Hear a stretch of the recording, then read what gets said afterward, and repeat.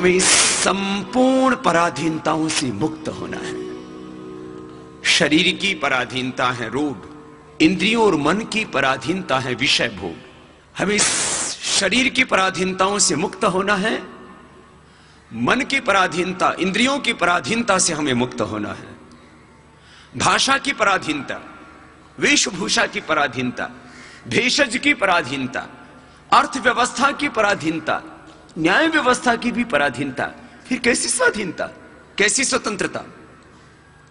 भारत स्वाभिमान का यह व्यवस्था परिवर्तन का अभियान, हम स्वयं से इस व्यवस्था परिवर्तन को शुरू करेंगे। आत्म परिवर्तन से व्यवस्था परिवर्तन तक की हमारी संघर्षपूर्ण यात्रा है। व्यवस्थागत पराधीनताएं, विचारगत पराधीनताएं, इन समस्त बंधनों से हमें मुक्त होना है और पूर्ण स्वाधीनता, पूर्ण स्वतंत्रता हमको पानी है। स्वाधीनता ही सुख, समृद्धि, शांति और वैभव का आधार होती है। आज हम जहां जी रहे हैं उसका मंथन करें, चिंतन करें। क्या हम सच्चे अर्थों में स्वाधीन हैं? कहां कहां छाई है हमारे जीवन में, हमारी व्यवस्थाओं में, हमारे राष्ट्र में पराधीनता, गुलामी?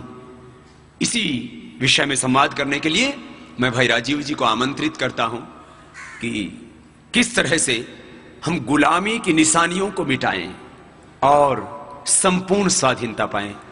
अगर हम भौतिक रूप से देखेंगे तो भारत 15 अगस्त 1947 को आजाद हुआ, लेकिन जैसे किसी का शरीर होता है जो भौतिक इकाई है, ऐसे शरीर की एक और इकाई होती है जिसको हम आत्मा कहते हैं, मन कहते हैं। बिना आत्मा और बिना मन के शरीर का अस्तित्व तो नहीं है। वैसे ही राष्ट्र का होता है।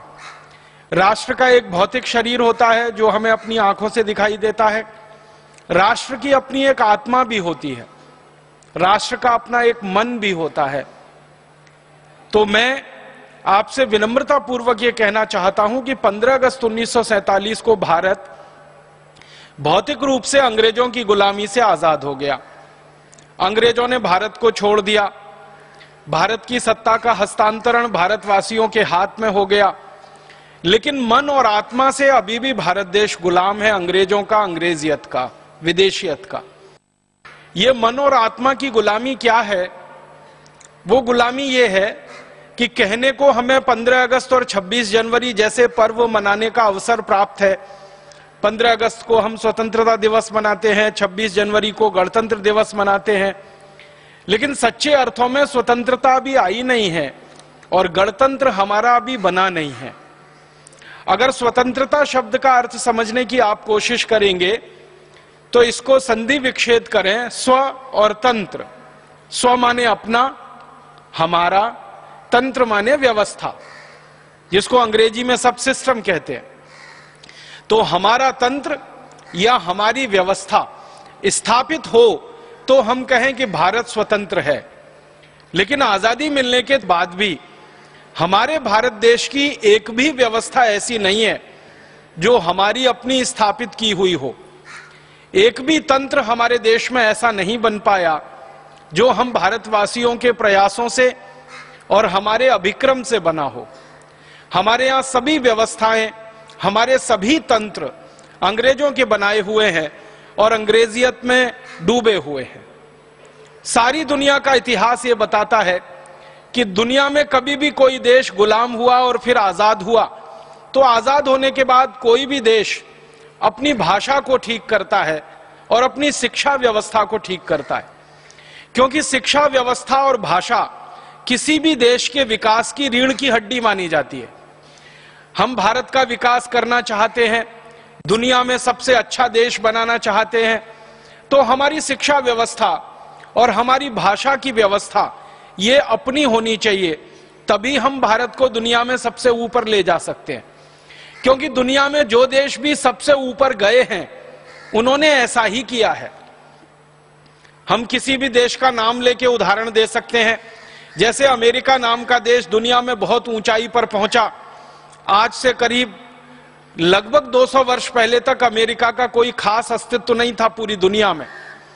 200 वर्ष पहले के इतिहास की किताबों में ढूंढेंगे तो अमेरिका के बारे में कोई खास जानकारी नहीं मिलती, लेकिन पिछले 200 वर्षों में अमेरिका बहुत ऊंचाई पर गया।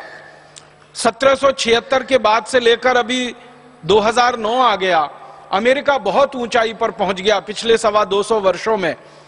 तो अमेरिका ने क्या किया है, अपनी भाषा को, अपनी शिक्षा व्यवस्था को अपने अनुकूल बनाया गुलामी से आजाद होने के बाद। चीन नाम का एक देश बहुत ऊंचाई पर पहुंचा पूरी दुनिया में। तो चीन ने क्या किया, 1949 में चीन में जो सांस्कृतिक क्रांति हुई, माओ वहां का सबसे बड़ा नेता था। माओ ने जब अपने चीन को बदला तो उसने भी सबसे पहले अपनी भाषा को और अपनी शिक्षा व्यवस्था को दुरुस्त किया। ऐसे ही जापान का उदाहरण है। ऐसे ही अगर हम और दूसरे देशों का उदाहरण लें, जापान भी गुलाम हुआ है, और जापान तो 3-3 देशों का गुलाम हुआ है। अमेरिका ने जापान को गुलाम बनाया, डच लोगों ने जापान को गुलाम बनाया, अंग्रेजों ने जापान को गुलाम बनाया। तो जापान ने आजादी के बाद भी वही किया, अपनी शिक्षा व्यवस्था, अपनी भाषा व्यवस्था को बहुत अच्छे से दुरुस्त किया। दुनिया के किसी भी छोटे बड़े देश का उदाहरण आप देखें और इतिहास पढ़ें तो आपको एक बात सभी देशों में समझ में आएगी, वो ये कि जब भी कोई देश किसी दूसरे देश का गुलाम हुआ है, आजाद होने के बाद सबसे पहले उन्होंने अपनी भाषा व्यवस्था को दुरुस्त किया है और फिर शिक्षा को दुरुस्त किया है। भारत के बारे में जब हम ये देखने की कोशिश करते हैं तो यहां उल्टा चित्र नजर आता है, बिल्कुल विपरीत चित्र नजर आता है। भारत आजाद हो गया 15 अगस्त 1947 को, लेकिन आजादी के बाद भारत ने अंग्रेजों की भाषा को नहीं बदला। अंग्रेजों की भाषा अभी भी इस देश में चल रही है। भारत आजाद हो गया 15 अगस्त 1947 को, लेकिन भारत ने आज तक अपनी शिक्षा व्यवस्था को नहीं बदला। अंग्रेजों की बनाई गई पूरी की पूरी शिक्षा व्यवस्था आज भी इस देश में चल रही है। आप अक्सर एक नाम सुनते होंगे, आपस में बातचीत होती है, अखबारों में खबरें छपती हैं, टेलीविजन पे खबरें आती हैं, तो एक नाम अक्सर चर्चा में आता है, मैकॉले। मैकॉले की शिक्षा व्यवस्था, मैकॉले का शिक्षा तंत्र, मैकॉले का बनाया हुआ पाठ्यक्रम। ये मैकॉले नाम का एक अंग्रेज अधिकारी 1840 के साल में भारत में शिक्षा के लिए एक पाठ्यक्रम तय करके चला गया। वो अधिकारी मर गया। उस अधिकारी के मरने के बाद अंग्रेज यहां से चले गए और उनकी कई पीढ़ियां चली गईं। लेकिन 1840 में जो शिक्षा का पाठ्यक्रम मैकॉले ने तय कर दिया, वो पाठ्यक्रम भारत की आजादी के बाद चल रहा है। ये बहुत अफसोस की बात है। मैकॉले ये कहता था कि भारत में ऐसी शिक्षा व्यवस्था लागू करनी है जिसको पढ़ने के बाद भारतवासी शरीर से दिखने में भारतीय भले हों, लेकिन आत्मा से और मन से अंग्रेजियत से भर जाएं और अंग्रेजों जैसे हो जाएं। जब हम आत्मा और मन से अंग्रेजों जैसे हो जाएंगे तो वो कहता था कि हमें फिर भारत को गुलाम बनाने के लिए कोई ज्यादा प्रयास नहीं करने पड़ेंगे। भारतवासी बहुत आसानी से और सहजता से हमारे गुलाम हो जाएंगे। तो ऐसी शिक्षा व्यवस्था मैकॉले छोड़कर गया, वो अभी भी इस देश में चल रही है। दुख है, दुर्भाग्य है, मैकॉले ने इस देश में एक कॉन्वेंट स्कूल खोला था। कलकत्ता में वो पहले खुला था, अब जिसको हम कोलकाता कहने लगे हैं। वो एक कॉन्वेंट स्कूल अब बढ़ते बढ़ते हजारों की संख्या में पहुंच गए। अब भारत में गांव गांव, गली गली, नगर नगर कॉन्वेंट स्कूल खुल गए। कभी कभी मुझे लगता है कि मैकॉले का एक कॉन्वेंट स्कूल तो प्रतीकात्मक था अंग्रेजियत की व्यवस्था का, लेकिन हमारे तो कॉन्वेंट स्कूल पूरी की पूरी व्यवस्था के ही अंग बन गए हैं। मुझे और एक अफसोस की बात आपसे कहनी है, वो ये कि अंग्रेजों ने जिस शिक्षा व्यवस्था को भारत में लागू किया, वो शिक्षा व्यवस्था उन्होंने अपने देश में लागू नहीं की। आप अगर अंग्रेजों के देश में जाएंगे देखने और समझने के लिए, तो उनकी शिक्षा व्यवस्था भारत से बिल्कुल भिन्न है। भारत की शिक्षा व्यवस्था में अंग्रेजों ने विद्यार्थियों को एक निश्चित मानदंड के अनुसार फेल और पास होने का नियम बना रखा है। 33% या उससे ज्यादा मिले तो परीक्षा में पास है, और 33% से कम अंक मिले तो फेल है। ये अंग्रेजों का बनाया हुआ मानदंड है। और ये जो परीक्षा व्यवस्था हमारे यहाँ चल रही है, ये भी पूरी अंग्रेजों की बनाई हुई है। साल भर विद्यार्थियों को कुछ रटाना, फिर 1-2 दिन में उनको वो सब लिखवा लेना, और रट के वो लिख देंगे कॉपी में। 100 में से 98, 99, 95, 96 जो भी नंबर आ जाएं, उसके अनुसार विद्यार्थी का आकलन करना कि ये होशियार है या ये मूर्ख है। अंग्रेजों के देश में जाकर आप देखेंगे तो पूरी परीक्षा पद्धति उन्होंने बदल रखी है। अंकों के आधार पर अंग्रेजों के देश में किसी भी विद्यार्थी का आकलन नहीं होता। और अंग्रेज ही क्यों, फ्रांसीसियों के देश में किसी विद्यार्थी का आकलन अंकों के आधार पर नहीं होता, जर्मनी में किसी विद्यार्थी का आकलन अंकों के आधार पर नहीं होता, अमेरिका में किसी विद्यार्थी का आकलन अंकों के आधार पर नहीं होता। माने अंग्रेजों ने जो कुछ हमारे देश में चलाया उसको अपने देश में उन्होंने नहीं अपनाया, क्योंकि वो जानते हैं कि ये आकलन की पद्धति पूरी गलत है। इसमें विद्यार्थी फेल और पास नहीं होता है, पूरी शिक्षा व्यवस्था फेल और पास होती है। हमारे देश में मैकॉले के द्वारा जो विषय तय किए गए उनमें से एक इतिहास विषय, जिसमें मैकॉले ने यह कहा कि भारतवासियों को सच्चा इतिहास उनका नहीं बताना है, क्योंकि इनको गुलाम बना के रखना है, इसलिए इतिहास को विकृत करके भारत में पढ़ाया जाना चाहिए। तो भारत के इतिहास को पूरी तरह से उन्होंने विकृत कर दिया। सबसे बड़ी विकृति जो हमारे इतिहास में अंग्रेजों ने डाली, जो आज तक जहर बनकर हमारे खून में घूम रही है, वो विकृति ये है कि हम भारतवासी आर्य कहीं बाहर से आए। सारी दुनिया में शोध हो चुका है कि आर्य नाम की कोई जाति भारत को छोड़कर दुनिया में कहीं नहीं थी, तो बाहर से कहां से आ गए हम। फिर हमको कहा गया कि हम सेंट्रल एशिया से आए, मध्य एशिया से आए। मध्य एशिया में जो जातियां इस समय निवास करती हैं उन सभी जातियों के डीएनए लिए गए। डीएनए आप समझते हैं, जिसका टेस्ट करके कोई भी बात की पक्की सूचना ली जाती है। तो दक्षिण एशिया में, मध्य एशिया में, पूर्व एशिया में, तीनों स्थानों पर रहने वाली जातियों के नागरिकों के रक्त इकट्ठे करके उनका डीएनए टेस्ट किया गया और भारतवासियों का डीएनए टेस्ट किया गया। तो पता चला कि भारतवासियों का डीएनए दक्षिण एशिया, मध्य एशिया, पूर्व एशिया के किसी भी जाति समूह से नहीं मिलता है। तो ये कैसे कहा जा सकता है कि भारतवासी मध्य एशिया से आए, आर्य मध्य एशिया से आए। इसका उल्टा तो मिलता है कि भारतवासी मध्य एशिया में गए, भारत से निकलकर दक्षिण एशिया में गए, पूर्व एशिया में गए, मध्य एशिया में गए और दुनिया भर में सभी स्थानों पर गए और भारतीय संस्कृति, भारतीय सभ्यता और भारतीय धर्म का उन्होंने पूरी ताकत से प्रचार प्रसार किया। तो भारतवासी दूसरी जगहों पर जाकर तो प्रचार प्रसार करते हैं, उसके प्रमाण हैं, लेकिन भारत में कोई बाहर से आर्य नाम की जाति आई, इसके प्रमाण अभी तक मिले नहीं और इसकी वैज्ञानिक पुष्टि भी नहीं हुई। इतना बड़ा झूठ अंग्रेज हमारे इतिहास में लिख गए और भला हो हमारे इतिहासकारों का, उस झूठ को अंग्रेजों के जाने के बाद भी पढ़ा रहे हैं। तो हमारी संस्कृति को नीचा दिखाना, हमारी सभ्यता को नीचा बताना, हमारे इतिहास को विकृत कर देना, शिक्षा व्यवस्था को हमारा पूरा तहस नहस कर देना, हमारी भाषा को तहस नहस कर देना, इन सब के पीछे अंग्रेजों का मूल उद्देश्य अगर था तो एक कि भारत को गुलाम बनाकर रखना है ताकि इस देश को लूटा जा सके। हम अगर किसी के गुलाम होते हैं तभी हम लूट सकते हैं। अगर हम स्वतंत्र और आजाद हैं हमें कोई नहीं लूट सकता। आप अपने घर के बारे में यह समझने की कोशिश करिए कि अगर आपका घर स्वतंत्र है, आजाद है, स्वाधीन है, तो आपके घर पर कोई हमला नहीं कर सकता, आपके घर को कोई नहीं लूट सकता। लेकिन अगर आपका घर किसी का पराधीन हो जाए, किसी का गुलाम हो जाए, तो जो आपको गुलाम बनाएगा, जो पराधीन बनाएगा, वो कभी भी आपके घर को लूट लेगा और आप कुछ नहीं कर पाएंगे। तो अंग्रेजों ने यही किया, भारत को पराधीन बनाना, गुलाम बनाना, ताकि भारत को लूटा जा सके और लूटने के लिए भारत के मन को तैयार किया जा सके।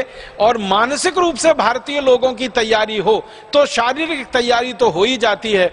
तो हुआ यह है इस देश में कि आजादी भौतिक रूप से हमको मिल गई, अंग्रेज हमारे यहां से चले गए, लेकिन अंग्रेजों के बच्चे इसी देश में छोड़ गए। मैकॉले मर गया, लेकिन मैकॉले के मानस पुत्र इस देश में अभी भी जिंदा हैं, जिनको हम काला अंग्रेज कह सकते हैं।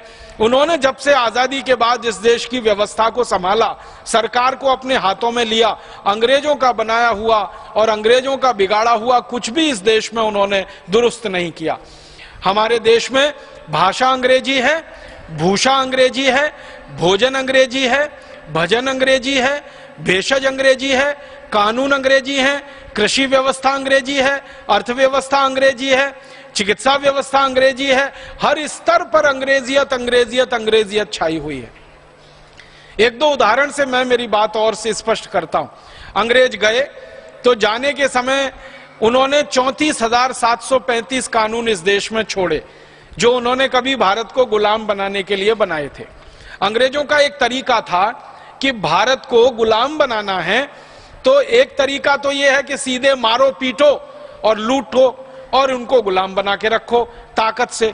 एक तरीका यह है कि मारना पीटना और लूटना हर समय संभव नहीं होता तो कानून बनाकर गुलाम बना के रखो। तो अंग्रेजों ने शुरू के 100 साल तक तो यही किया कि मारा पीटा भारतवासियों को और सीधे उनकी लूटपाट की और डरा के धमका के गुलाम बना के रखा। लेकिन 100 साल से ज्यादा इस काम को वो चला नहीं पाए, तो फिर उन्होंने दूसरा रास्ता निकाला कि कानून बना के भारतवासियों को लूटो पीटो मारो और इनको कब्जे में करके रखो। तो कानून बनाए उन्होंने, और जो जो कानून बनाए वो सबके सब कानून आजादी के बाद भी चल रहे हैं। मैं उदाहरण से बताता हूं। अंग्रेजों ने एक कानून बनाया भारत के क्रांतिकारियों पर अत्याचार करने के लिए, मारने के लिए, पीटने के लिए, क्रांतिकारियों को दबा कर रखने के लिए, और उस कानून का नाम रखा उन्होंने इंडियन पुलिस एक्ट, भारतीय पुलिस अधिनियम। अब कानून में लिखा है इंडियन, लेकिन उसमें भारतीय कुछ नहीं है, वो सब इंग्लिश है, अंग्रेजियत वाला कानून है। अंग्रेजों ने दुनिया के जिन जिन देशों को गुलाम बनाया, वहां के नागरिकों पर अत्याचार करने के लिए उन्होंने पुलिस बनाई और उस पुलिस के कानून बनाए। वही उन्होंने भारत में किया। सन 1860 में इंडियन पुलिस एक्ट नाम का एक कानून बना दिया। 1860 के पहले इस देश में अंग्रेजों की पुलिस नहीं थी, अंग्रेजों की सेना थी, उनकी मिलिट्री थी। 1860 के बाद उन्होंने सेना के साथ पुलिस की भी स्थापना कर ली और इसके लिए पुलिस एक्ट बना। और इसमें अंग्रेजों ने कानून बना दिया कि जो भी पुलिस अधिकारी होगा वो भारतवासियों पर कितना भी अत्याचार कर सकेगा, लाठियों से मारेगा, लाठियों से पीटेगा, और अगर कोई भारतवासी उसमें मर भी जाए तो अंग्रेज अधिकारी को कोई दोष नहीं लगेगा, उसको कोई दंड नहीं होगा, ऐसी व्यवस्था की थी। और इसी कानून की ताकत से भारत के क्रांतिकारियों पर भयंकर अत्याचार किए गए। एक उदाहरण तो मैं जरूर दूंगा आपको। हमारे देश के एक महान क्रांतिकारी थे लाला लाजपत राय। उत्तर भारत के सबसे बड़े क्रांतिकारियों में उनकी गिनती हुआ करती थी। अंग्रेजों ने एक कानून बनाने के लिए कमीशन नियुक्त किया था, उसका नाम था साइमन कमीशन। वो भारत आया था और भेजा गया था उसको कि कुछ और कठोर कानून भारत में बनाकर लागू किए जाएं। तो साइमन कमीशन का विरोध करने के लिए लाला जी ने एक जुलूस निकाला था, निहत्थे लोगों का जुलूस था, शांति प्रिय जुलूस था। उस जुलूस पर अंग्रेजों की पुलिस की तरफ से लाठियां बरसाई गईं और अंग्रेजों की पुलिस ने जुलूस पर जब लाठियां बरसाई तो एक अंग्रेज अधिकारी हुआ करता था, उसका नाम था सैंडर्स। सैंडर्स ने जानबूझकर लाला लाजपत राय के सिर में लाठियां मारी। तुरंत उनको हॉस्पिटल ले गए, लेकिन हॉस्पिटल में उनकी मृत्यु हो गई। लाला जी के सिर पर लाठियां मारकर जिस अंग्रेज ने उनकी हत्या की उसका नाम था सैंडर्स। उस अंग्रेज अधिकारी को सजा मिलनी चाहिए, इसके लिए भारत के एक दूसरे क्रांतिकारी शहीद आजम भगत सिंह ने पुलिस में दरखास्त की, अपील की। उनकी दरखास्त पर पुलिस ने एक्शन लिया। बाद में अदालत में यह मामला गया और अदालत ने यह कहकर सैंडर्स को बाइज्जत बरी कर दिया कि लाला जी के ऊपर जो लाठीचार्ज हुआ है वो कानून के हिसाब से हुआ है, उसमें सैंडर्स की कोई गलती नहीं है। तो सैंडर्स बाइज्जत बरी हो गया। तो भगत सिंह को गुस्सा आया और भगत सिंह ने यह संकल्प लिया कि लाला जी की हत्यारे सैंडर्स को अंग्रेजों की प्रशासन ने, अंग्रेजी न्याय व्यवस्था ने दंड नहीं दिया है। मैं संकल्प करता हूं कि सैंडर्स को मैं दंड दूंगा और इसको वहां पहुंचाऊंगा जहां इसने लाला जी को पहुंचाया। और आप जानते हैं, अपने इसी संकल्प को पूरा करने के लिए शहीद आजम भगत सिंह ने सैंडर्स को गोली से मारा था और अंत में सैंडर्स को गोली से मारकर भगत सिंह गिरफ्तार हुए थे और भगत सिंह को फांसी की सजा हुई थी। जब भगत सिंह को फांसी की सजा हुई उसके काफी दिन पहले वो लाहौर की जेल में बंद हुए थे और उनसे बहुत लोग मिलने जाते थे। अमृतसर के एक पत्रकार महोदय उनसे कभी मिलने गए। भगत सिंह को पूछा कि आपके दिल की इच्छा क्या है? भगत सिंह ने कहा कि मैं तो फांसी चढ़ रहा हूं, देश के लिए शहीद हो रहा हूं, लेकिन मेरे जाने के बाद मैं भारत के नौजवानों से एक ही अपील करना चाहता हूं, वो ये कि जिस अंग्रेजी कानून के चलते लाला लाजपत राय की हत्या की गई थी, उस इंडियन पुलिस एक्ट कानून को भारत के नागरिक और नौजवान आजादी की लड़ाई के समाप्त होने से पहले खत्म करा देंगे। ये मेरे दिल की इच्छा है, ये मेरी भावना है। जिस इंडियन पुलिस एक्ट के कारण शहीद आजम भगत सिंह को फांसी हुई, जिस इंडियन पुलिस एक्ट के कारण हमारे देश के अमर क्रांतिकारी लाला लाजपत राय जी की हत्या की गई, दुर्भाग्य हम सबका यह है कि वो इंडियन पुलिस एक्ट का कानून अभी आजादी मिलने के बाद भी इस देश में चल रहा है, वैसे का वैसा ही चल रहा है। जिस तरह से अंग्रेज पुलिस भारतवासियों पर लाठियों से वार करती थी, उसी तरह से आज की पुलिस भारतवासियों पर लाठियों से वार करती है। हमारे देश में आजादी के 63 साल के बाद भी हमारी पुलिस वैसे ही अत्याचार करे मां बहन बेटियों पर जैसे कभी अंग्रेजों की पुलिस किया करती थी। तो हम कैसे कहें कि हमारा देश स्वतंत्र हो गया है, कैसे कहें कि हम स्वाधीन हो गए। मुझे तो बहुत दिल में इस बात के लिए क्रोध आता है कि शहीद आजम भगत सिंह को हम कौन सी श्रद्धांजलि अर्पित करें, लाला लाजपत राय को हम कौन से श्रद्धा सुमन अर्पित करें।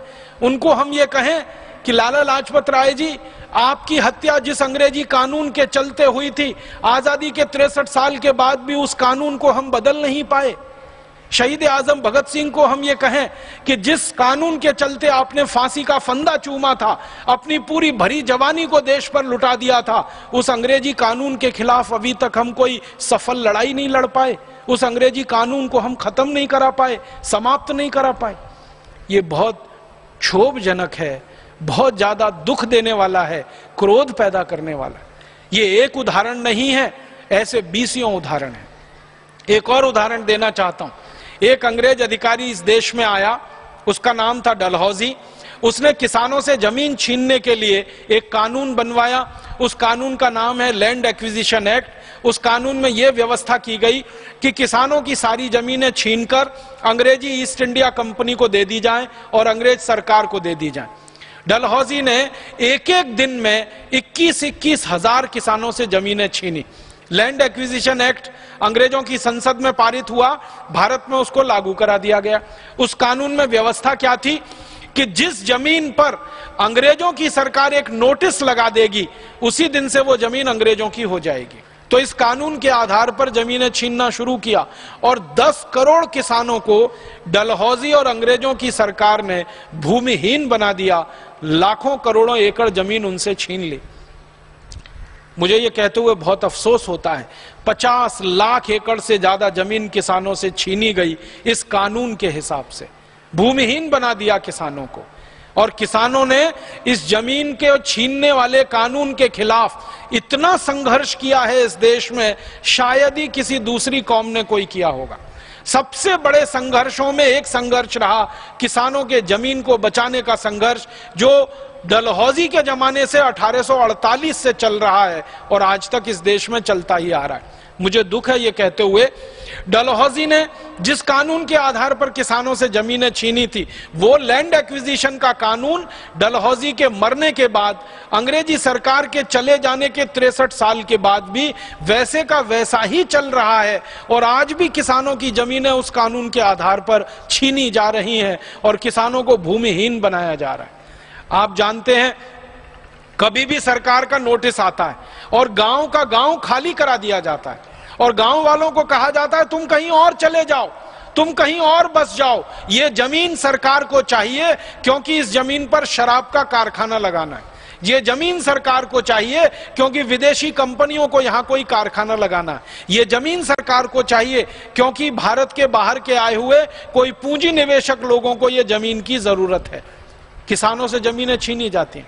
अगर हमारे देश में डलहौजी किसानों से जमीनें छीनता था और आजादी के 63 साल के बाद भी किसानों से जमीनें छिन रही हैं, तो हम कैसे कहें कि देश आजाद हो गया, देश स्वतंत्र हो गया या देश स्वाधीन हो गया।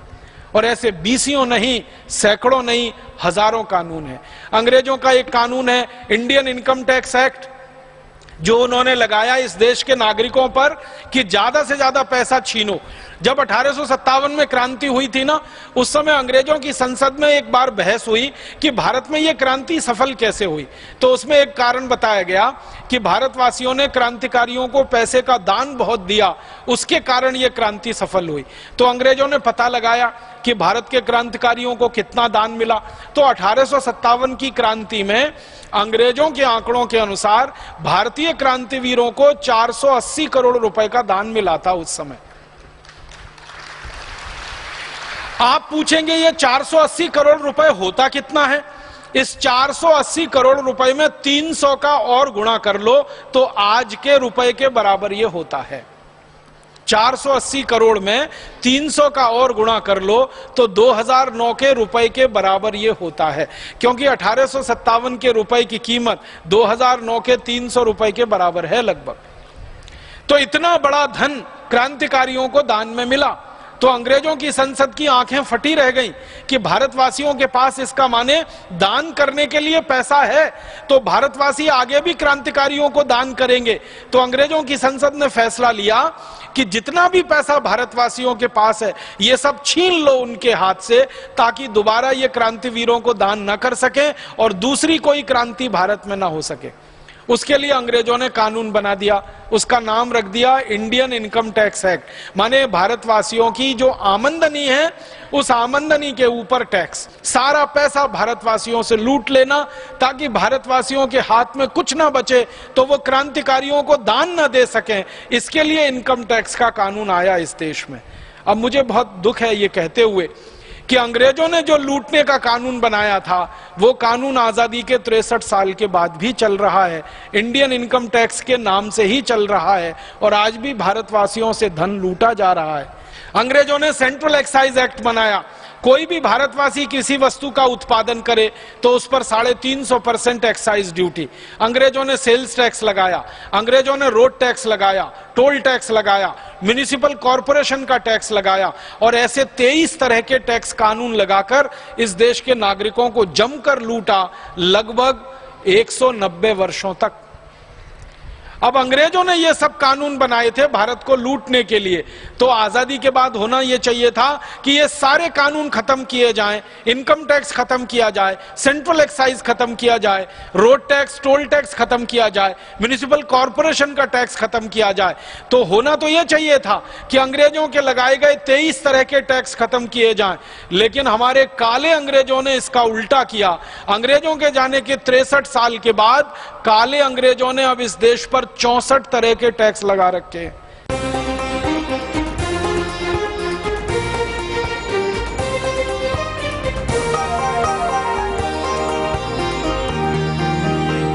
आस्था जीवन का आधार। भ्रष्ट तंत्र, लूट तंत्र तथा विदेशी कंपनियों के लूट के षड्यंत्र को खत्म करने के लिए स्वदेशी विचार, सिद्धांत एवं संस्कृति को संपूर्ण राष्ट्र में स्थापित करने के लिए देश भर में वर्ष 2012 में हमारी 1 लाख स्वदेशी केंद्रों के माध्यम से एक मजबूत आध्यात्मिक स्वदेशी तंत्र की स्थापना की योजना है। 3 से 5 हजार की आबादी वाले बड़े गांव व छोटे कस्बों में जो भी व्यक्ति स्वदेशी विक्रय केंद्र खोलना चाहते हैं तथा जो युवक स्वदेशी प्रचारक के रूप में सेवा करना चाहते हैं वो अधिक जानकारी के लिए संपर्क करें। फोन 01334 240 008 248 999 246 737 244 107 24 8888। फैक्स 01334 244 805 और 240664। Web www.patanjaliayur.org। ईमेल marketing@patanjaliayurveda.org और career@patanjaliayurved.org। दुख और अफसोस इसी का है कि व्यवस्था वही चल रही है, कानून वही चल रहे हैं। ऐसी स्थिति में कुछ तो करना पड़ेगा और वो यही कर सकते हैं हम सब मिलकर कि इस पूरी व्यवस्था को चलाने वाले जो नियम हैं, कायदे हैं, कानून हैं, इनको जड़मूल से उखाड़ना पड़ेगा। तभी भारत सच्ची स्वतंत्रता हासिल करेगा और स्वाधीनता इस देश को मिल पाएगी। मैं माताओं, बहनों से, भाइयों से, सबसे अपील करना चाहता हूं, निवेदन करना चाहता हूं, और वो यही है कि अंग्रेजों के बनाए गए ये जो काले कानून हैं, अंग्रेजों की बनाई गई ये जो काली व्यवस्थाएं हैं, अंग्रेजों के बनाए गए ये जो अत्याचारी सारी की सारी तंत्र चल रही है हमारे देश में, इसको बदलने के लिए, इसको समाप्त करने के लिए हम सबको प्राणपण से जुटना पड़ेगा, जीवन को लगा देने की तैयारी से जुटना पड़ेगा, अपने को होम कर देने की तैयारी के संकल्प के साथ खड़ा होना पड़ेगा, क्योंकि ये कोई आसान लड़ाई नहीं है, ये बड़ी गहरी और बड़ी दूर तक मार करने वाली लड़ाई है। हमारे देश की आजादी के बाद की नई आजादी की लड़ाई लड़ने के लिए, नई व्यवस्था की लड़ाई लड़ने के लिए बहुत दूर तक सहयोग नहीं करेंगे, विदेशी सद्भावना व्यक्त कर सकते हैं और हमारे लिए मन में ये कह सकते हैं कि चलो ठीक है, आप अपने रास्ते को बनाने की लड़ाई लड़ रहे हो, हम भी आपको सहयोग कर सकते हैं भावना से, मन से, लेकिन बहुत आगे तो नहीं आएंगे, करना तो आपको ही पड़ेगा। आप भारत में रहते हो तो या भारत के बाहर रहते हो तो आपको दोनों स्तर पर इस देश की आजादी की नई लड़ाई के लिए, व्यवस्था परिवर्तन की इस लड़ाई के लिए, नई व्यवस्था बनाने की लड़ाई के लिए सबसे पहला संकल्प यही करना है कि अंग्रेजों के बनाए गए कानूनों को हटाना है, अंग्रेजों की बनाई गई व्यवस्थाओं को बदलवाना है, कृषि व्यवस्था को बदलवाना है, चिकित्सा व्यवस्था को बदलवाना है, शिक्षा व्यवस्था को बदलवाना है, कानून और न्याय व्यवस्था को बदलवाना है, प्रशासनिक व्यवस्था को बदलवाना है, सभी व्यवस्थाओं को आमूल चूल पूरा बदलवाना है। कानून ये रद्द कराने हैं। अब आप जानते हैं कि कानून को रद्द कराना और नया कानून बनाना ये संसद करती है या विधानसभाएं करती हैं। तो संसद और विधानसभाओं में ऐसे लोगों को भेजना पड़ेगा कि जो हमारी इस बात से सहमत हो कि अंग्रेजों के बनाए गए सारे कानून रद्द होने चाहिए और उनके स्थान पर नए कानून बनने चाहिए। या तो संसद और विधानसभाओं में आज जो लोग बैठे हुए हैं उनको इस बात से सहमत कराना पड़ेगा कि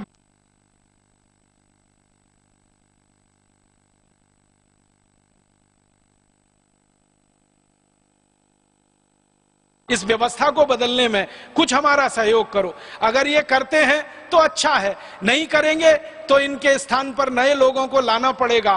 काम तो ये करवाना ही है, ये लोग करें या इनके स्थान पर आए हुए नए लोग करें, और ये काम होगा संसद और विधानसभाओं से। तो संसद और विधानसभाओं में ऐसे लोगों को भेजने के लिए हमें अभी से अपना मन मस्तिष्क तैयार करना पड़ेगा। दूसरा काम हमको एक और करना पड़ेगा, वो समाज के स्तर पर करना पड़ेगा कि ये जो गुलामी है व्यवस्था की, कानून की, ये तो सरकार के स्तर पर बदलेगी। कुछ गुलामी हमारे अपने व्यक्तिगत जीवन की भी है, जिसे हम खुद बदलेंगे तभी वो ठीक होगी। आप बोलेंगे जी हमारे व्यक्तिगत जीवन की क्या गुलामी है? हम अपने व्यक्तिगत जीवन में अंग्रेजों का बहुत सारा नकल करते हैं, उनके आचरण का। हमारी पोशाक अंग्रेजों वाली हो गई है, हमारा खान पान अंग्रेजों वाला हो गया, हमारा आचरण व्यवहार अंग्रेजों वाला हो गया है। हर तरफ हम देखते हैं कि अंग्रेजियत में डूबे हुए लोग भारत के दिखाई देते हैं। आप जानते हैं अंग्रेजों की पोशाक है कोट, पैंट, टाई और उसके बाद नेक टाई, क्योंकि अंग्रेजों का देश ठंडा देश है। ठंडे देश में शरीर को सर्दी ज्यादा लगती है, हर समय ठंडी हवाएं चलती हैं, तो गर्म सूट और टाई और कोट पहनना, 3 पीस सूट पहनना, उसके बाद ऊपर से टाई लगाकर गले को बंद कर लेना ताकि ठंडी हवा अंदर ना जा सके, ये अंग्रेजों की मजबूरी है। अपनी इस मजबूरी को पूर्ति करने के लिए उन्होंने सूट का आविष्कार किया, कोट बनाया, पैंट बनाया, जैकेट बनाया, 3 पीस सूट बनाया, टाई बनाई, फिर ओवरकोट बनाया, फिर हैट बनाया ताकि कान ढके रहें। ये सब कुछ उन्होंने अपने जलवायु और मौसम की अनुकूलता के अनुसार किया ताकि उनको ठंड से बचाव करना, क्योंकि अंग्रेजों के देश में सबसे ज्यादा लोग ठंड से ही मरे हैं। आपको मालूम है कि साल में 6-7 महीने सूरज नहीं निकलता। इंग्लैंड में और यूरोप में साल में 6-7 महीने सूरज नहीं निकलता, कभी कभी 8 महीने नहीं निकलता। बर्फ पड़ती है और खेतों में जमा हो जाती है, सड़क पर 5-5 फीट बर्फ, कभी कभी 10-10 फीट बर्फ जमा हो जाती है। पूरी सरकार का एक ही काम होता है उस समय बर्फ को सड़क से हटाना और फिर रास्ते को सुयोग्य बनाना। तो जिन देशों में बर्फ बहुत पड़ती हो, ठंडी हवाएं बहुत चलती हो, सूरज का धूप ना निकलता हो, धूप के दर्शन के लिए वो तरसते हो, वहां के लोगों को हमेशा कपड़े ऐसे ही पहनने पड़ेंगे जो ठंडी हवाओं से उनको बचा सकें और शरीर में गर्मी ला सकें। इसलिए वो कोट पैंट सूट और टाई और ओवरकोट आदि आदि पहनते हैं। अब हम भारतवासी उनकी नकल करके पहनने लगे। हमारे देश में तो बर्फ कभी पड़ती नहीं है। बिहार में तो मैंने कभी नहीं सुना कि बर्फ पड़ती है। थोड़ी बहुत बर्फ पड़ती है तो उत्तराखंड में पड़ती है, जम्मू कश्मीर में पड़ती है, हिमाचल प्रदेश में पड़ती है, वो भी साल में 15 दिन पड़ती है, 6-7 महीने नहीं पड़ती। हमारे यहाँ तो हर दिन सूरज निकलता है और खूब तेज निकलता है, खूब धूप होती है और खूब अच्छी धूप होती है। और आधे से ज्यादा भारत में तो 2 ही मौसम है, गर्मी और भयंकर गर्मी। आप तो बिहार के वासी हैं, आपको तो मालूम है 50 डिग्री तापमान हो जाता है बिहार के कई शहरों का। अब ऐसे जहां देश में 50 डिग्री सेंटीग्रेड तापमान हो जाता हो, वहां के लोग कोट पहनना शुरू कर दें, टाई लगाना शुरू कर दें, जैकेट पहनना शुरू कर दें, ओवरकोट लादना शुरू कर दें और टाई के ऊपर नेक टाई लगा लें और सारे गले को खूब अच्छे से बंद कर लें। गर्मी अंदर ही अंदर लगे, पसीना अंदर ही अंदर हो और अंदर गर्मी और पसीने से इतने परेशान हो कि सब कुछ खोल देने का मन करता हो, फिर भी उसको ना खोलें तो उनको क्या कहेंगे? अंग्रेजों की अंग्रेजी तो कह सकते हैं। मुझे कई बार ये दृश्य देखने को मिलते हैं इस देश में, बहुत हंसी भी आती है और रोना भी आता है। जून की भयंकर गर्मी में शादी हो रही है, दूल्हे राजा 3 पीस सूट और टाई लगा के घोड़े पे चढ़ के बैठे हुए हैं। भयंकर जून की गर्मी में, चिलचिलाती धूप में 3 पीस सूट और टाई लगा के दूल्हे राजा हैं। अंदर पसीना पसीना पसीना पसीना हो रहा है और दूल्हे राजा कह रहे हवा कर भाई, हवा कर। अरे भाई ये कोट उतार के फेंक दे। नहीं फेंकूंगा, क्योंकि आज ही पहनना है, क्योंकि आज ही मुझे सुपर इडियट दिखना है और सुपर इडियट बनना है। तो हमारे देश में ये जो भूषा की गुलामी है, ये हमें व्यक्तिगत स्तर पे बदलनी है। मैं हाथ जोड़कर निवेदन करता हूं भारत स्वाभिमान के सभी कार्यकर्ता भाइयों बहनों से कि अंग्रेजों की पोशाक को जितनी जल्दी छोड़ सकें छोड़ दें। तो आप बोलेंगे जी भारतीय पोशाक क्या है? कुर्ता पहनो, पायजामा पहनो, धोती पहनो, साड़ी पहनो, ये सब भारतीय पोशाकें हैं। बहनें तो अभी भी काफी भारतीय हैं, क्योंकि वो तो साड़ी पहनती हैं या सलवार सूट। भाइयों में बहुत गड़बड़ी आई है। अपनी पत्नियों को तो साड़ी पहनाएंगे और खुद 3 पीस सूट और टाई लगा के जाएंगे उनके साथ। पत्नी भारतीय है, पति विदेशी है। कहते हैं पति पत्नी एक ही गाड़ी के 2 पहिए हैं, एक पहिया ट्रैक्टर का, दूसरा साइकिल का। कैसे चलेगी ये गाड़ी? तो हाथ जोड़कर भाइयों से विनती करता हूं कि अगर आपकी धर्म पत्नियों को आप साड़ी पहना रहे हैं तो आप ईमानदारी से धोती कुर्ता पहनिए, नहीं तो लुंगी कुर्ता पहनिए, नहीं तो भारतीय पोशाक पहनिए, कुर्ता पजामा पहनिए। ये नहीं चलेगा कि हमारी धर्म पत्नी भारतीय है और हम विदेशी हो जाए। तो भूषा की गुलामी छोड़िए, भाषा की गुलामी छोड़िए, फिर भोजन की गुलामी भी छोड़िए। भोजन में हमारी बहुत गुलामी आ गई है। अंग्रेज डबल रोटी खाते थे, पाव रोटी खाते थे, ब्रेड खाते थे। हमने भी खाना शुरू कर दिया। हमारे घरों में अब पाव रोटी आती है, डबल रोटी आती है, ब्रेड आती है। जिस घर में ताजा रोटी बनाने की हजारों लाखों साल की परंपरा हो, उस देश में 3-3 महीने पुरानी डबल रोटी और पाव रोटी आती है, वो भी सड़े मैदे की बनी हुई। जिसको बनता हुआ आप देख लेंगे तो कभी छूना पसंद नहीं करेंगे उसको। तो घर में से ये हटाइए पाव रोटी, डबल रोटी। ये अंग्रेजों की मजबूरी है कि उनको गेहूं के आटे से रोटी बनाना नहीं आया आज तक।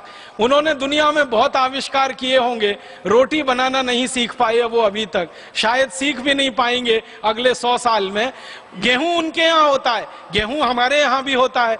उसी गेहूं से हम आटा बनाते हैं, उस गेहूं से वो भी आटा बनाते हैं। उस आटे से हम रोटी बना लेते हैं, उस आटे को सड़ा के वो पाव रोटी और डबल रोटी बना लेते हैं। हम उसी आटे से रोटी की कितनी तरह की रोटियां बना सकते हैं, पराठे बना सकते हैं, पूड़ी बना सकते हैं, कचौड़ी बना सकते हैं। 20 किस्म के पराठे, 20 किस्म की पूड़ी, कचौड़ी। इतनी विविधता हमारे व्यंजन में जब है, तो सड़ी हुई मैदे की डबल रोटी, पाव रोटी खाना ये कोई शान की बात नहीं है।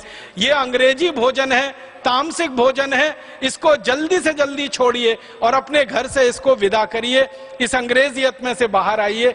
भोजन की गुलामी, ये पिज्जा है, बर्गर है, हॉट डॉग है, कोल्ड डॉग है, चाउमीन है, ये सब हटाइए, क्योंकि ये विदेशी भोजन हमारे लिए अनुकूल नहीं है। जिस देश में ये विकसित हुआ है उस देश के लिए थोड़ा अनुकूल हो सकता है, हमारे लिए तो बहुत प्रतिकूल है। तो भोजन की गुलामी ठीक करिए, भाषा की ठीक करिए, भेषज की ठीक करिए, भूषा की ठीक करिए, और अंत में अगर कर सकते हैं व्यक्तिगत जीवन में, तो ये भजन संगीत में भी काफी कुछ गुलामी आ गई है। हमारा संगीत शास्त्रीय संगीत है, राग रागनियों पर आधारित है, और शास्त्रीय संगीत का विकास लाखों करोड़ों वर्षों में हुआ है। वेदों में से निकला है हमारा संगीत। वेद जितने पुराने हैं, संगीत उतना ही पुराना है इस देश में। हमारे देश में वेदों से निकले हुए संगीत में जो गहराई है, दुनिया के किसी देश के संगीत में उतनी गहराई नहीं है। तो दूसरे देशों के संगीत में हम जाकर फंस गए। Rap music, pop music, Michael Jackson का म्यूजिक, बीथोवन का म्यूजिक, मोजार्ट का म्यूजिक, ये सारे के सारे म्यूजिक जो उनके समझ में शायद आते हैं या नहीं मुझे नहीं मालूम, हमारे समझ में तो बिल्कुल नहीं आते हैं। माइकल जैक्सन क्या गाता रहा इतने साल, मेरे समझ में उसकी एक लाइन अभी तक नहीं आई। क्या नाचता रहा इतने साल, आज तक समझ में नहीं आया कि वो नाच रहा था या सर्कस की कलाबाजियां दिखा रहा था। एक टांग इधर फेंकना, दूसरी टांग उधर फेंकना, भोणे तरीके से कमर को मटकाना, शरीर के अंगों को बिल्कुल भोणे तरीके से प्रस्तुत करना, ये कौन सा डांस है, कौन सा नृत्य है। हमारे पास कोई कमी नहीं है। कथक है, कुचिपुड़ी है, भरतनाट्यम है, कथकली है, बीसियों किस्म के शास्त्रीय नृत्य हैं, बीसियों किस्म के हमारे शास्त्रीय गान हैं, और सैकड़ों हजारों किस्म के हमारे वाद्य हैं। कितने अच्छे सुरीले वाद्य हैं। बांसुरी हमारे पास है, सितार हमारे पास है, सरोद हमारे पास है, तबला हमारे पास है, हारमोनियम हमारे पास है, और विदेशियों के पास एक ही है, वो ब्रास बैंड जो बजता है बाजारों में और बारातों के आगे। आपने देखा है वो लंबा सा भोंगा सा वो गोल गोल रहता है ना, जिसको बजाने में पूरे फेफड़े निकल आते हैं उसके, वो ये ब्रास बैंड अंग्रेजों का है, ये अपना नहीं है। और जो बजे तो कान फोड़े और दूसरों का दिमाग खराब करे, बजाने वाले का तो उससे ज्यादा दिमाग खराब हो। मेरी एक बहुत विनती है आपसे, ये मेरे हृदय की बात है कि भारत स्वाभिमान के किसी भी कार्यकर्ता भाई बहन के घर में बेटे बेटी की शादी हो या आपकी अपनी खुद की शादी हो, तो कृपया करके ये ब्रास बैंड तो बिल्कुल मत ले जाना, क्योंकि ये अंग्रेजों की परंपरा है ब्रास बैंड की। अंग्रेजों की फौज जब दुश्मन पे हमला करने जाती थी तो आगे आगे ये ब्रास बैंड बजाते हुए चलता था। हम किसी पे हमला करने नहीं जा रहे हैं, हम किसी की बेटी को अपने घर की बहू बनाने के लिए बड़े पवित्र और आध्यात्मिक काम के लिए जा रहे हैं, और उसमें ये ब्रास बैंड आप बजाएं तो लगता यही है कि आप भी अंग्रेजों की तरह से हमला करने जा रहे हैं उस पे। तो आपसे इसके लिए माफी चाहता हूं। आपकी अगर शादी नहीं हुई है, होने वाली है, तो ब्रास बैंड तो बिल्कुल मत बजवाना। आप बोलेंगे फिर क्या बजवाएं? आपको अगर बजवानी है तो शहनाई बजवाना। शहनाई भारतीय वाद्य है, और जब बजता है तो कानों में ऐसा रस घोलता है कि दिल करता है सुनते ही जाओ, सुनते ही जाओ, सुनते जाओ। बांसुरी बजवाना, शहनाई बजवाना, सितार बजवाना, सरोद बजवाना, और कुछ बजवा लेना, ये ब्रास बैंड तो बिल्कुल नहीं। और अगर कुछ ना मिले तो बिना कुछ बजाए ही ले आना।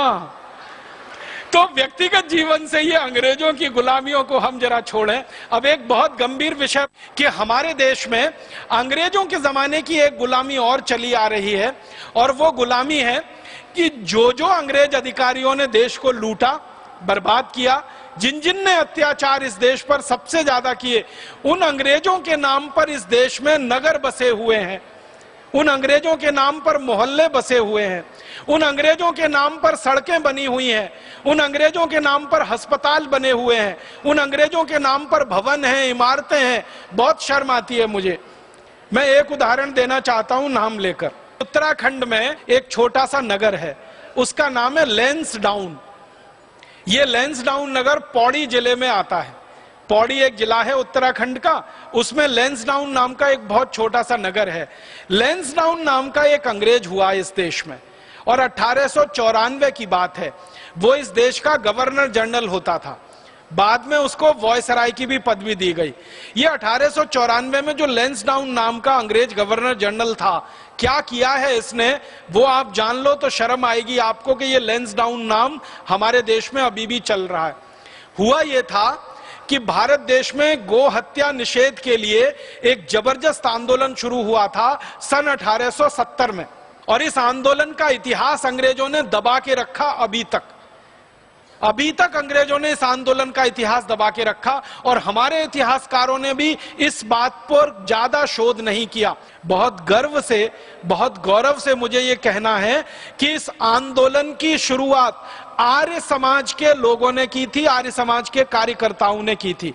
आप जानते हैं, परम पूजनीय महर्षि दयानंद की शिक्षाओं से प्रेरित और प्रभावित होकर बहुत सारे युवक आजादी के आंदोलन में कूदे थे। परम पूजनीय महर्षि दयानंद से ही प्रभावित होकर बहुत सारे युवक गोरक्षा आंदोलन में और गो हत्या निषेध के आंदोलन में 1870 में कूदे थे। सबसे पहले यह आंदोलन जींद से शुरू हुआ था। जींद एक छोटे से स्थान से शुरू हुआ आंदोलन धीरे धीरे संपूर्ण भारत में फैल गया। 1894 तक आते आते 1 करोड़ से ज्यादा कार्यकर्ता इस गोरक्षा आंदोलन में शामिल हो गए। इन 1 करोड़ से ज्यादा कार्यकर्ताओं ने गांव-गांव के किसानों को समझाना शुरू किया कि अंग्रेज तो गाय काटते हैं, हम तो गाय पालते हैं, हम गाय बेचेंगे नहीं अंग्रेजों को, गाय देंगे नहीं अंग्रेजों को, तो अंग्रेज काटेंगे कैसे। इस तरह से यह आंदोलन बढ़ा। अंग्रेजों की हालत खराब हो गई। जब जगह जगह कत्ल खानों को गाय मिलना बंद हो गई तो गाय का मांस खाना अंग्रेजों को तो बहुत आवश्यक था। बिना गाय का मांस खाए वो एक दिन भी रह नहीं सकते थे। तो अंग्रेजी सेना में विद्रोह की स्थिति आ गई और अंग्रेजी सैनिकों ने कहा कि गाय का मांस नहीं मिलेगा तो हम बगावत करेंगे, विद्रोह करेंगे। अब अंग्रेजी सरकार के लिए एक तरफ कुआं एक तरफ खाई। ये गोरक्षा आंदोलन करने वाले कार्यकर्ता गाय मिलने नहीं दे रहे थे कटने को, और अंग्रेजी सैनिक गाय का मांस ना मिले तो बगावत करने को तैयार। तो अंग्रेजों की महारानी ने एक हस्तक्षेप किया। विक्टोरिया ने लैंसडाउन नाम के एक अंग्रेज अधिकारी को पत्र लिखा। लैंसडाउन उस समय गवर्नर जनरल था। 1894 के आसपास वो पत्र इसके पास आया और उस विक्टोरिया ने उस पत्र में लिखा कि ये जो गाय भारत में कटती है ये तो हमारे लिए ही कटती है। ये बात तो सही है क्योंकि भारतवासी तो गाय का मांस खाना पसंद करते नहीं है। आप इस बात पर ध्यान देना। विक्टोरिया खुद लिख रही है इस बात को, और वो कहती है कि भारत के मुसलमान भी गाय खाना पसंद नहीं करते हैं क्योंकि इनके पूर्वज सब हिंदू थे और हिंदुओं ने गाय के मांस को खाना कभी स्वीकार किया नहीं, इसलिए भारत के मुसलमान भी गाय खाना पसंद नहीं करते। लैंसडाउन को वो कह रही है तुम ऐसा करो कि भारत के जो कत्ल खाने अंग्रेजों के लिए चल रहे हैं और मांस अंग्रेजों के लिए पैदा हो रहा है, इन कत्ल खानों में गाय का कत्ल करने के लिए मुसलमानों की भर्ती करो। इस पे ध्यान दीजिएगा वाक्य पे। वो कहती है मुसलमानों की भर्ती करो। इसका माने गाय काटने का काम मुसलमान नहीं, उन कत्ल खानों में अंग्रेज ही करते रहे होंगे। तो अंग्रेजों को हटाकर मुसलमानों की भर्ती करो और हिंदुओं को यह बताओ भारत में कि तुम्हारी गाय मुसलमान काट रहे हैं। तो ये हिंदू और मुसलमान जो मिलकर गोरक्षा के आंदोलन में लड़ रहे हैं, ये आपस में लड़ने लगेंगे और हमारा रास्ता खुल जाएगा और हमारी नीति डिवाइड एंड रूल, बांटो और राज करो, फूट डालो और राज करो, सफल हो जाएगी और हमारी सेना में भी बगावत नहीं होगी और हमारे सेना के लोगों को मांस भी मिलता रहेगा, कत्ल खाने भी चलते रहेंगे। ये पत्र लिखा उसने लैंसडाउन को। लैंसडाउन ने पत्र पढ़ा, उसने फिर मीटिंग बुलाई। मीटिंग बुला के उसने आदेश दिया कि जितने सरकारी कत्ल खाने हैं उनमें मुसलमानों की भर्ती की जाए। तो मुसलमानों में से कोई तैयार ही नहीं हुआ भर्ती के लिए, कोई आया ही नहीं। तो उन्होंने कहा कि ढूंढो कोई तो मुसलमानों में जाति समूह होगा जिसको हम इस काम में लगा सकें। तो कुरैशी जाति समूह के मुसलमानों को प्रताड़ित करके, अत्याचार करके, मार पीट के अंग्रेजों ने गाय के कत्ल के काम में लगाया और उनको इतना प्रताड़ित करते थे कि गाय काटो, गाय काटो। फिर होता क्या था कि ये गाय काटते थे कुरैशी समाज के लोग अंग्रेजों के दबाव में आकर।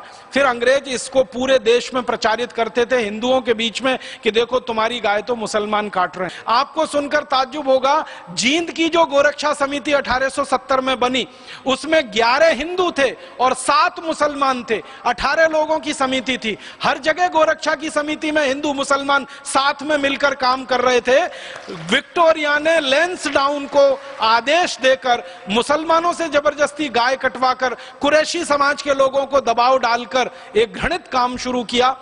लैंसडाउन वो खतरनाक अंग्रेज अधिकारी था जिसने हिंदू मुसलमानों को लड़वाया और हिंदुओं को मुसलमानों के खिलाफ, मुसलमानों को हिंदुओं के खिलाफ बरगलाया। उस लैंसडाउन के नाम से इस उत्तराखंड में एक पूरा शहर बसा हुआ है, एक नगर बसा हुआ है, उसका नाम लैंसडाउन है। आत्मा को दुख होता है, कष्ट होता है, क्रोध आता है। मैं अपील करना चाहता हूं लैंसडाउन की नगर पालिका से, लैंसडाउन की नगर परिषद से, मैं अपील करना चाहता हूं उत्तराखंड के सरकार के मुख्यमंत्री से, उत्तराखंड की सरकार से अपील करना चाहता हूं कि जितनी जल्दी हो ये लैंसडाउन नाम के कलंक को, इस पाप को उत्तराखंड से जितनी जल्दी मिटा दिया जाए उतना अच्छा है। इसी तरह मुझे और एक बात कहनी है।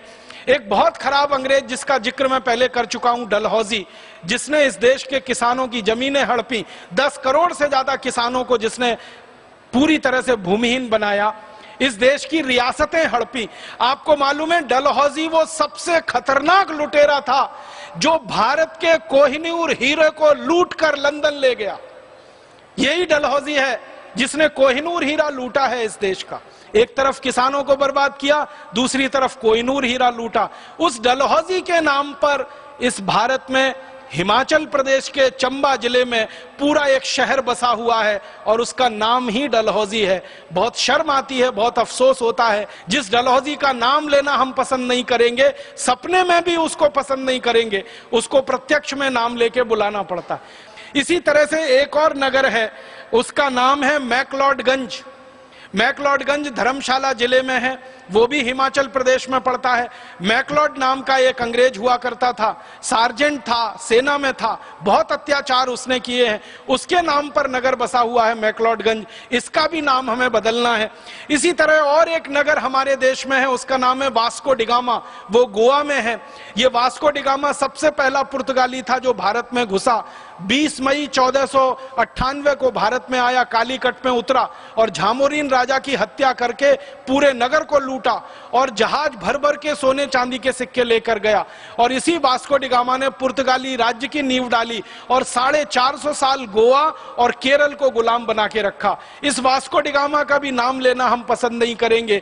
हमारे देश में बड़े बड़े कुछ शहर हैं, शिमला है, मसूरी है, दिल्ली है, चेन्नई है, मुंबई है, बेंगलोर है, हैदराबाद है, सिकंदराबाद है। ऐसे 20 शहर हैं जहां पर आप जाएंगे तो अक्सर आपको कुछ नाम मिलेंगे, जैसे Lawrence road, Mayo road, Elgin road, Elphinstone road, या तो लिटन रोड, या तो करजन रोड, या तो करजन बिल्डिंग, या तो रिपन बिल्डिंग। ये अंग्रेजों के नाम सुन सुन के कान पक गए हैं। हमारे बहुत सारे शहरों में, मुख्य रूप से दिल्ली में, बहुत सारी सड़कें बनी हुई हैं अंग्रेजों के नाम पर। लॉरेंस रोड है, मिंटो रोड है, मिंटो ब्रिज है, एल्गिन ब्रिज है, एल्गिन रोड है, केनिंग रोड है, करजन रोड है, रिपन रोड है। दिल्ली भरी पड़ी है, अंग्रेजों के नाम की सड़कें वहां पर हैं। तो जिन जिन अंग्रेजों ने अत्याचार किए हैं, करजन तो बहुत बड़ा अत्याचारी अंग्रेज था, उसके नाम पर दिल्ली में सड़कें हैं। करजन ने ही बंगाल को बांटा था हिंदू और मुसलमान के आधार पर, आधा मुसलमान का आधा हिंदू का, और उसी दिन से भारत पाकिस्तान की नींव डाल दी उस आदमी ने। मुसलमान और हिंदुओं को लड़वाया जिस करजन ने, देश का बंटवारा किया संप्रदाय के आधार पर, बंगाल का बंटवारा किया, उस करजन के नाम पर सड़कें हम कैसे बर्दाश्त कर सकते हैं। दिल्ली को जिस लॉरेंस ने लूटा हो, उस लॉरेंस के नाम पर दिल्ली में रोड हो, वो कैसे बर्दाश्त हो सकता है। रिपन जिसने पूरे देश में अखबारों को दबाने के लिए कानून बनाया, इंडियन प्रेस एक्ट, भारत में जो अखबार छपा करते थे वो अंग्रेजी सरकार की थोड़ी भी बुराई ना करें इसके लिए कानून बना दिया, इंडियन प्रेस एक्ट, वो रिपन ने किया। उस रिपन के नाम को हम कैसे बर्दाश्त कर सकते हैं। तो मुझे आप सभी से निवेदन करना है कि जहां जहां अंग्रेजों की नाम की सड़कें हैं, अंग्रेजों के नाम के भवन हैं, अंग्रेजों के नाम के अस्पताल हैं, उन सभी के नाम हमें बदलने हैं। और हमारे पास नामों की कोई कमी नहीं है।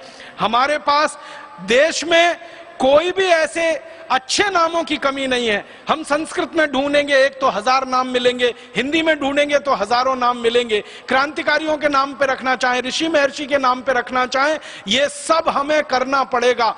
पूरी आजादी लानी है, पूरी स्वतंत्रता लानी है, पूरी स्वाधीनता लानी है, तो अंग्रेजों के नाम को जड़मूल से इस देश में से हटाना पड़ेगा। एक और निवेदन मुझे करना है, अंग्रेजों की हमारे देश में कई जगह मूर्तियां स्थापित हैं। मुझे बहुत क्रोध आता है और खून खौलता है मेरा। आप कभी मुंबई जाइए, मुंबई रेलवे स्टेशन है एक, उसका नाम है मुंबई छत्रपति शिवाजी टर्मिनस। पहले इसका नाम था Mumbai Victoria terminus, Bombay Victoria terminus. वो नाम बदल के अभी छत्रपति शिवाजी टर्मिनस तो हो गया। लेकिन उस स्टेशन के बाहर निकलो तो लाइन की लाइन अंग्रेज अधिकारियों की मूर्तियां हैं जिन्होंने मुंबई पे सबसे ज्यादा अत्याचार किए। एक अंग्रेज था जिसका नाम था एल्फिंस्टन, मुंबई की माताओं बहन बेटियों में सबसे ज्यादा बलात्कार किए हैं और करवाए हैं एल्फिंस्टन ने। लूटा है पूरी बंबई को, लूट लूट के सारा धन लंदन ले गया। उस एल्फिंस्टन की मूर्ति लगी हुई है। एल्फिंस्टन के जो सहयोगी अधिकारी जिन्होंने मुंबई पर बलात्कार अत्याचार किए और लूट मार की, उनकी मूर्तियां लगी हुई हैं। इन मूर्तियों को भी आज नहीं तो कल हमको हटाना पड़ेगा, क्योंकि देश को हम कचरा घर नहीं बनाना चाहते और हम ये गुलामी का केंद्र नहीं रहने देना चाहते। तो भारत स्वाभिमान के अभियान में ऐसे छोटे बड़े बहुत सारे काम हमको करने हैं। उद्देश्य अपना एक ही है और बिल्कुल स्पष्ट है कि अंग्रेजों की गुलामी को जो हमारे घुसी हुई है व्यवस्था में, नीतियों में, शासन में, हमारे अपने आचार व्यवहार में, दैनिक जीवन में, इसको जड़ मूल से हटाना है।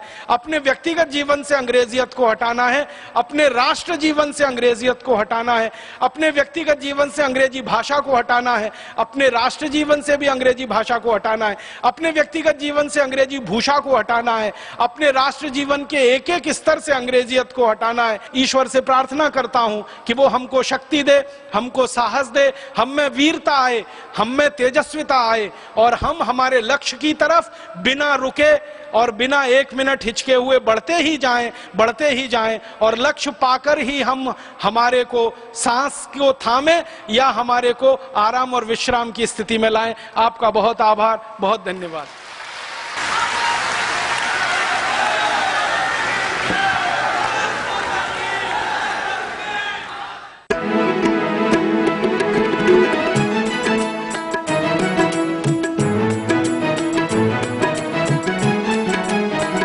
आस्था जीवन का आधार। भ्रष्ट तंत्र, लूट तंत्र तथा विदेशी कंपनियों के लूट के षड्यंत्र को खत्म करने के लिए स्वदेशी विचार, सिद्धांत एवं संस्कृति को संपूर्ण राष्ट्र में स्थापित करने के लिए देश भर में वर्ष 2012 में हमारे 1 लाख स्वदेशी केंद्रों के माध्यम से एक मजबूत आध्यात्मिक स्वदेशी तंत्र की स्थापना की योजना है। 3 से 5 हजार की आबादी वाले बड़े गांव व छोटे कस्बों में जो भी व्यक्ति स्वदेशी विक्रय केंद्र खोलना चाहते हैं तथा जो युवक स्वदेशी प्रचारक के रूप में सेवा करना चाहते हैं, वो अधिक जानकारी के लिए संपर्क करें। फोन 01334 240 008 248 999 246 737 244 107 248888। फैक्स 01334 244 805 और 240664। Web www.patanjaliayur.org। ईमेल marketing@patanjaliayurveda.org और career@patanjaliayurved.org।